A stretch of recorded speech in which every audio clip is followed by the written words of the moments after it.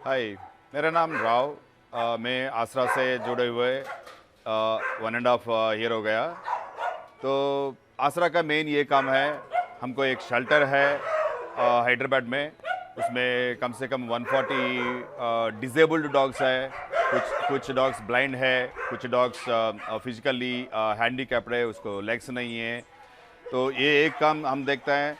दूसरा है, जो रोड पे एक्सीडेंट होता है उसके लिए रेस्क्यू करके हॉस्पिटल पहुंचा के उसको ट्रीटमेंट करवा के, अगर वो फिर से रोड पे जी सकता है तो फिर वापस वही लोकेशन में पहुंचा देंगे।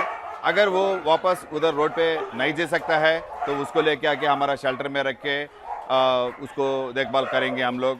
और तीसरा ये है, कुछ पेट डॉग्स, पेट ओनर्स जो भी है उसको संभालना नहीं आता है या कुछ उसको डिसीज़ आता है, वो पैसा खर्च करना पड़ रहा है, ऐसा बोल के उसको अबैंडन भी कर देता है। तो ऐसा पेट डॉग्स को हम रोड से रेस्क्यू करके उसको, अगर कुछ हेल्थ प्रॉब्लम्स है उसको ट्रीटमेंट करके और उसका बाद उनको अडॉप्शन में भी दे जाएगा। और और एक बात है, हम फीडर हेरासमेंट भी देखेंगे।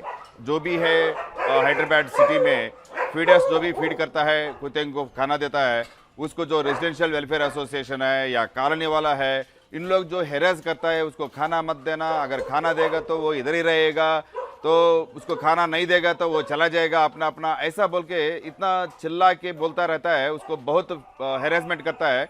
तो हम लोग उधर जाके अटेंड होके वो रेजिडेंशियल वेलफेयर से और जो भी कॉलोनी से उन लोगों से बात करके, जो कॉन्स्टिट्यूशन में हमको एक्ट है और सुप्रीम कोर्ट का गाइडलाइंस है और AWBI का गाइडलाइंस है, वो पूरा उनको समझा के वो वैसा वाला प्रॉब्लम्स भी हम लोग सॉल्व करता है।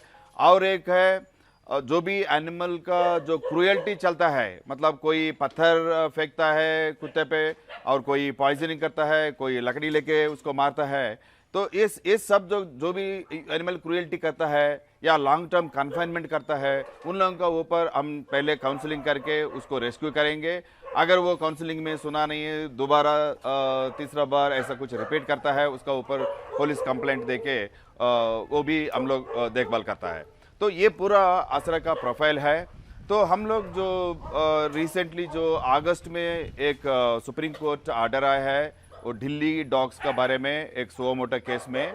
तो उसके बाद दिल्ली में जितना भी डॉग्स है उसको लेके जाके शेल्टर्स में पहुंचाने के लिए बोला था। और उसका बाद नवंबर जो 7th ऑर्डर आया है, वो ऑर्डर ने पूरा कंट्री को अप्लीकेबिलिटी बोल के बोला है।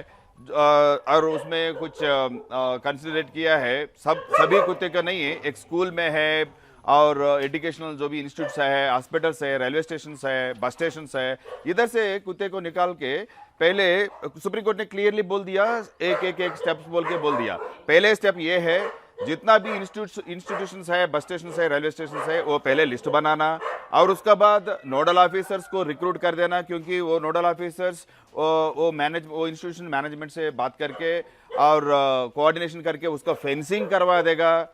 दूसरा और तीसरा है, उसका बाद कुत्ते को अंदर से निकाल के ABC सेंटर पहुंचा के, ABC सेंटर मतलब एनिमल बर्थ कंट्रोल सेंटर, वो हॉस्पिटल्स है, वो स्टेरिलाइजेशन करने का हॉस्पिटल्स है, उसमें लेके जाके उसको स्टेरिलाइजेशन करके और उसका बाद वैक्सीनेशन देके सभी कुत्ते को, और उसका बाद रिलीज मत करना, सीधा शेल्टर्स में डाल देना बोल के ऐसा सुप्रीम कोर्ट ऑर्डर है।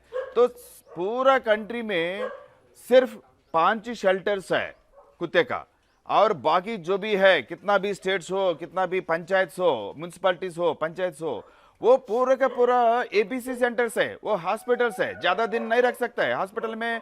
ABC सेंटर में मैक्सिमम टू मैक्सिमम 5 दिन या 7 दिन रख सकता है, क्योंकि वो स्टेरिलाइजेशन होने के बाद जो पोस्ट रिकवरी होता है उसके लिए 7 दिन मैक्सिमम है। उससे उसका बाद लॉन्ग टर्म कन्फाइनमेंट नहीं कर सकता है। वो हमारा कॉन्स्टिट्यूशन में है, वो prevention of cruelty to animals act 1960 में क्लियरली लिखा है, long term confinement is the crime, it's illegal.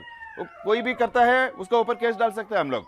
तो अभी हम लोग GHMC में भी और जो भी म्यूनसिपालिटीज है, पंचायत से ऐसा लॉन्ग टर्म कन्फाइनमेंट किया है लास्ट 2 महीने से 7 नवंबर का ऑर्डर का बाद, उसका ऊपर हम कंप्लेंट कर सकता है। वो इलीगल कर रहा है, वो कंटेम्प्ट ऑफ द कोर्ट कर रहा है, वायलेशन ऑफ द एक्ट कर रहा है। तो हम लोग क्या किया है, वो 7 नवंबर का जो लिस्ट सीक्वेंस ऑफ लिस्ट बताया सुप्रीम कोर्ट, वो इधर GHMC greater Hyderabad municipal corporation वो फॉलो नहीं हो रहा है। तो इसलिए हम लोग क्या किया, सीधा ऑनरेबल तेलंगाना हाई कोर्ट में गया है और स्टे ऑर्डर लेके आया है। हम लोग पिटिशन डाला है, हम लोग को स्टे ऑर्डर मिला है। मतलब जितना भी कुत्ते हैं इस इंस्टीट्यूट्स में जो भी सुप्रीम कोर्ट ने बोला है उसको पकड़ना मत, ठीक है, वो कैचिंग नहीं करना बोल के सुप्रीम कोर्ट ने हाई कोर्ट ने स्टे ऑर्डर दे दिया। और उसका बाद वो कोर्ट अभी वो केस चल रहा है, बहुत सारा हियरिंग हो रहा है। जीएचएमसी वालों को बोला है जज ने वो लिस्ट देने के लिए, नोडल ऑफिसर्स का लिस्ट देने के लिए, जो भी सीक्वेंस है अगर फेंसिंग हो गया ये सब कुछ रिपोर्ट करने के लिए बोला है। वो केस चल रहा है अभी। और दूसरा पिटिशन दूसरा एनजीओ के साथ हम मिलके, Saifee stay animal foundation of India बोल के, उन लोगों का हेल्प लेके हम लोग दूसरा पिटिशन भी डलवाया। जितना भी ये 2 महीने में डॉग्स को पकड़ के एबीसी सेंटर में ऐसा लॉन्ग टर्म कन्फाइनमेंट करके केजेस में बंदी खाना में डाल दिया है, उसको छुड़वाने के लिए हमने और एक पिटिशन डाला है, वो अभी भी चल रहा है। और तीसरा है हम लोग उसको निकालने के लिए लोकल पुलिस स्टेशन में जाके एक पुलिस स्टेशन में कंप्लेंट भी दे दिया है। आप लोगों को मालूम होगा पुलिस तो एक्शन नहीं लेगा ऐसा कंप्लेंट में, तो वो हम लोग वो उसको छोड़ दिया, कोर्ट को फॉलो अप कर रहा है। तो ये सब चीज ऐसा हम लोग हार्ड वर्क कर रहा है वो डॉग्स को निकालने के लिए। और बीच में क्या हो गया, 3 दिन का पहले अचानक हम लोगों को एक एबीसी सेंटर हैदराबाद में अंबरपेट एबीसी सेंटर है, उसका अंदर से हम लोगों को फोटोज और वीडियोस जो मिला है उसमें इतना क्रूएल्टी है, कुत्ते मरे हुआ है, कम से कम 10 से ऊपर कुत्ते मरा है। छोटी छोटी पप्पीज भी है, 2 दिन का 3 दिन का पप्पीज है, वो भी मर चुका है। तो हम लोग ये देख के परेशानी होके फिर हम लोग सीधा अंबरपेट एबीसी सेंटर में गए हैं। हम लोग रिक्वेस्ट किया है हम लोगों को अलाउ करना, क्योंकि हम लोग और एक भी किया था जिस टाइम में पिटिशन डाला था, स्टे ऑर्डर का पिटिशन, उस टाइम में कोर्ट से हम लोग परमिशन मांगा था एबीसी सेंटर विजिटिंग करने के लिए।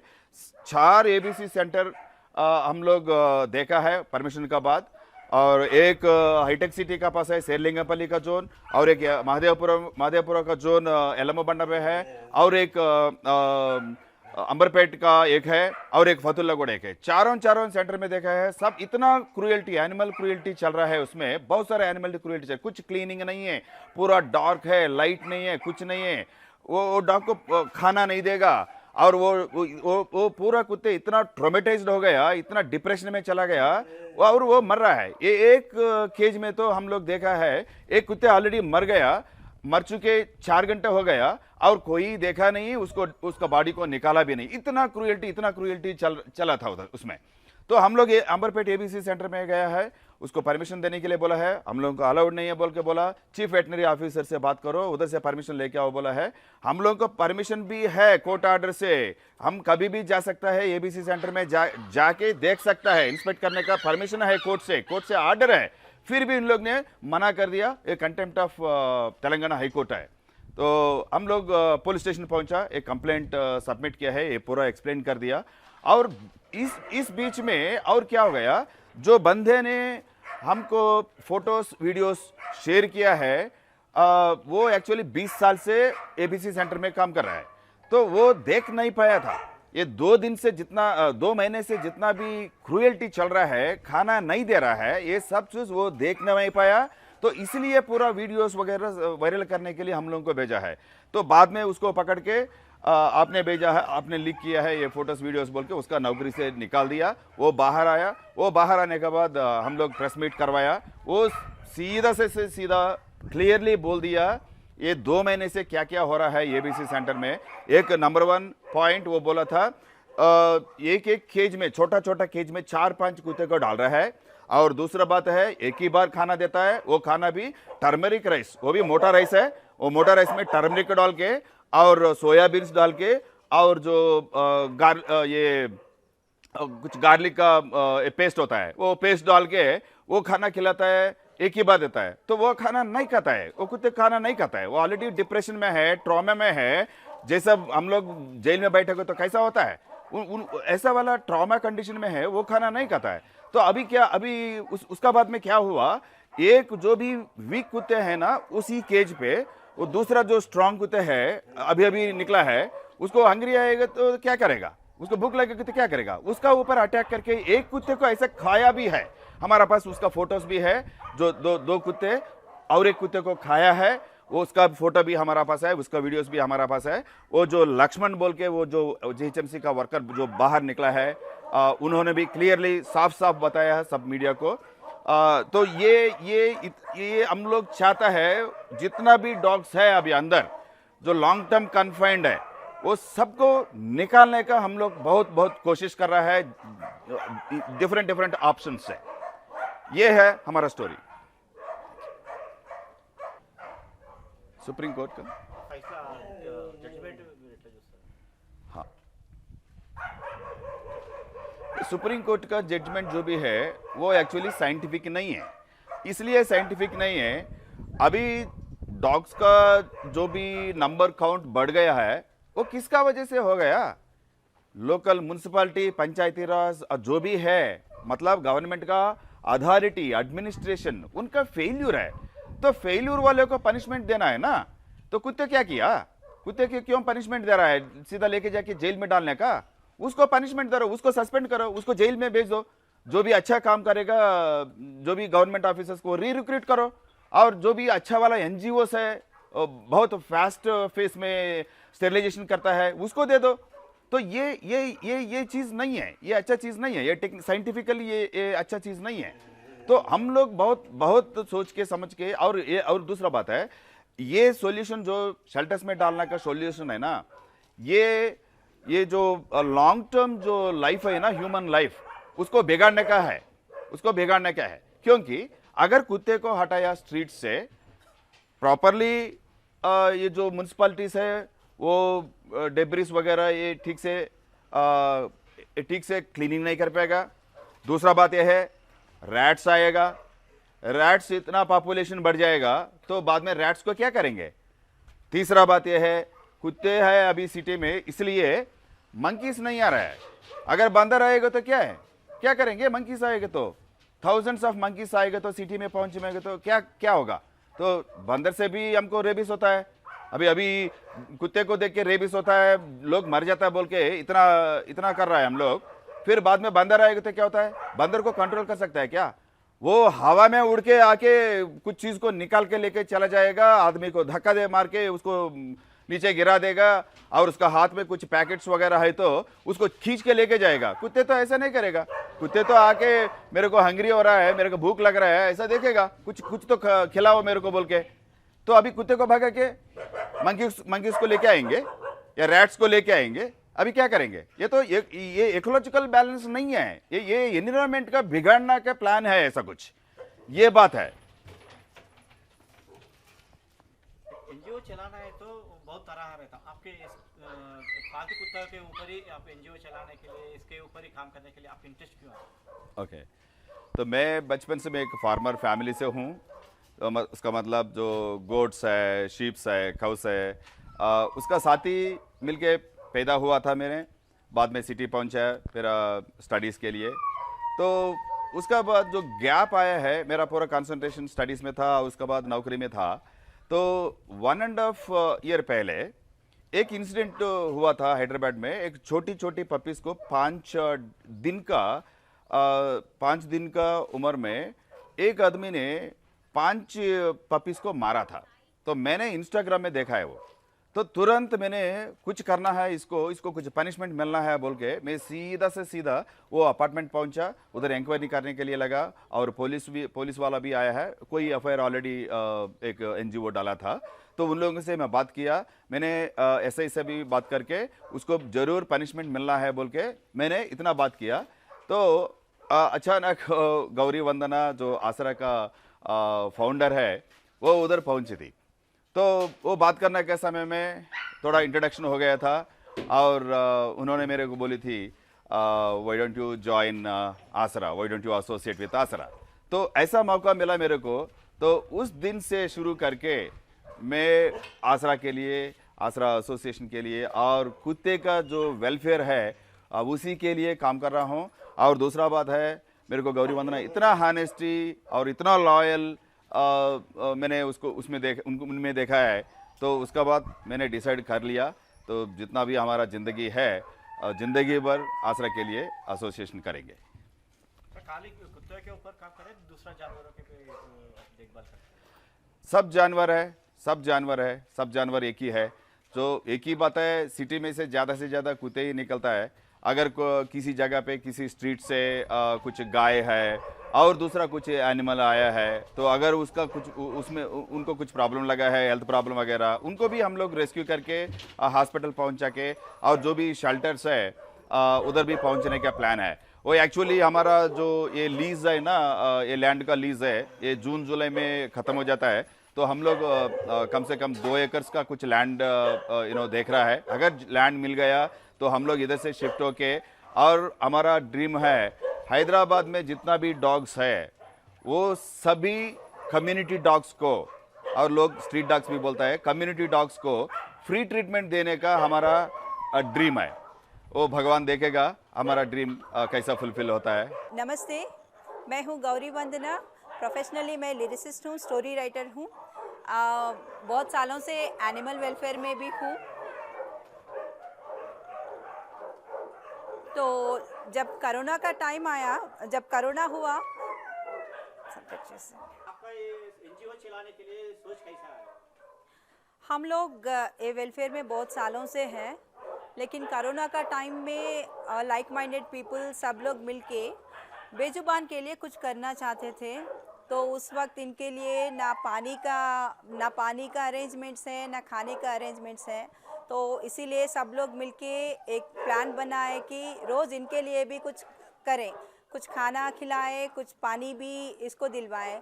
तो इसीलिए सब लोग इकट्ठा होके आसरा फाउंडेशन का इनिशिएशन लिया। उसके बाद 3 महीना कंटिन्यूसली इनके लिए खाना डिस्ट्रीब्यूशन किया, कोरोना का टाइम में एग्जैक्ट। मैडम, आपको ये चलाने के लिए, आसरा चलाने के लिए क्या क्या मुश्किलें बढ़ा है? समाज से, आपका फैमिली से भी थोड़ा नहीं, हमारा फैमिली बहुत सपोर्टिव है। बाहर से कैसे सपोर्ट है?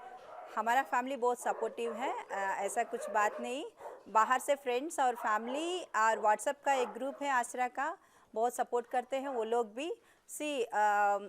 शेल्टर चलाना बहुत मुश्किल काम है, it's a regular challenge, day to day challenge. तो डिफ़िकल्टीज़ तो आता ही है, लेकिन हम लोग पीछे नहीं हटते, क्योंकि यहाँ पर 140 बेजुबान है। एक का एक हिस्ट्री है। बहुत सारे पैरालाइज्ड डॉग्स हैं और ब्लाइंड डॉग्स हैं, एक्सीडेंट केसेस हैं, सिक और अबैंडन्ड केसेस हैं। तो इनके लिए तो हम लोग कुछ भी करने के लिए तैयार हैं।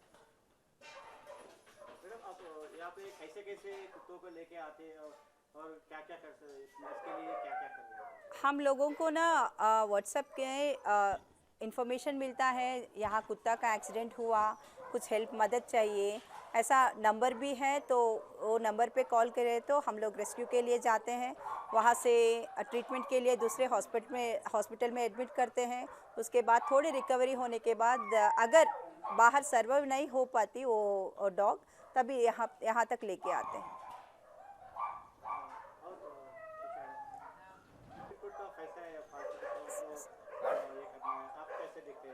नहीं सर, सुप्रीम कोर्ट का जो फैसला है रियली इट्स इम्प्रैक्टिकल, क्योंकि अभी हमारे शेल्टर में 140 डॉग्स हैं, उसके चलाने के लिए 3 लाख ज़रूरी पड़ता है मंथली। तो एक बार सोचिए, लाखों डॉग्स हैं अभी रोड के ऊपर, उसके सारे डॉग्स के लिए शेल्टर बनाना, ये पूरा इंफ्रास्ट्रक्चर का खर्चा बहुत सारे हैं, करोड़ों रुपयों में जाएगा। तो और ये इम्प्रैक्टिकल ऐसा है कि नेचर से हम लोग इनको जेल में डाल रहे हैं। नेचर से एक कनेक्टिव है नेचर से, सो वहाँ से खींच के हम लोग जेल में डाल रहे हैं। इसका ज़रूरत नहीं है, क्योंकि अवेयरनेस सेशंस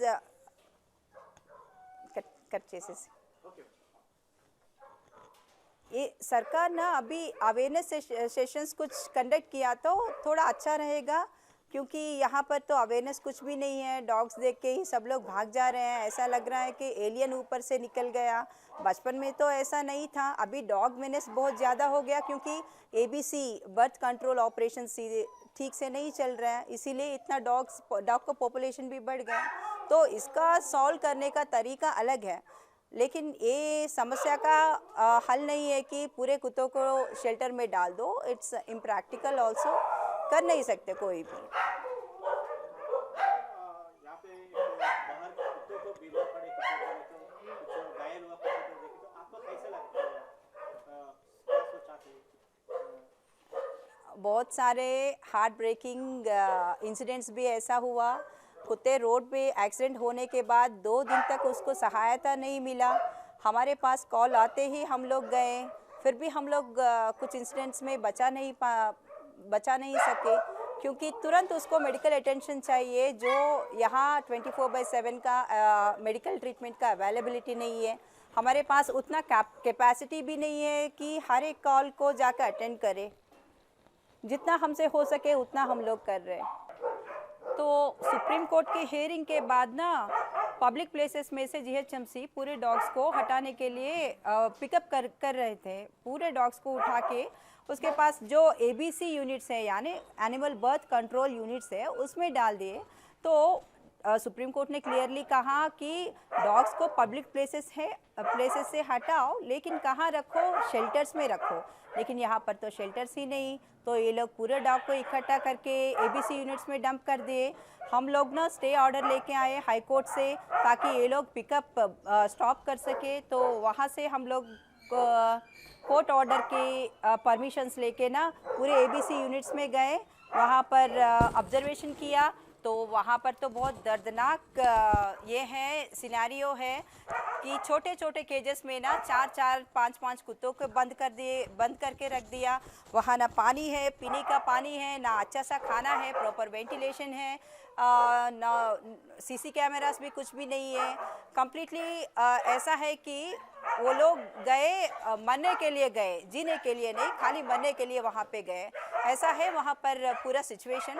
तो इसके लिए आवाज़ उठाने के लिए आसरा तैयार है अभी, क्योंकि वहाँ पर और भी जो डॉग्स है उसका जान भी खतरे में है। तो हम लोग इसी के लिए लड़ रहे हैं। आज का प्रेस मीट भी उसी के लिए है।